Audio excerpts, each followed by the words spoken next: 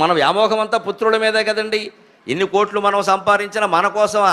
కోట్లు సంపాదించిన వాళ్ళు ఎవరినైనా మీరు గమనించండి, 2 పూట్ల భోజనం చేయరు, కనీసం 2వ పూట చపాతీ తింటే అరగదు, 1 పూటే అన్నం. అది కూడా కర్మ. 2వ చపాతీ తినకూడదు, బరువు పెరుగుతాడు. అందులోకి చట్నీ వేయకూడదు, బీపీ. అందులోకి పంచదార వేయకూడదు, షుగర్. దేనికి నీ 100 కోట్లు పని లేక 2వ పూట అన్నం తినే యోగం లేనప్పుడు. ఈ ఆస్తులన్నీ దేనికి? అనవసరం కదా వ్యవహారం. పైగా ఒక్క చపాతీ కోసం 100 కోట్లు ఎందుకండి?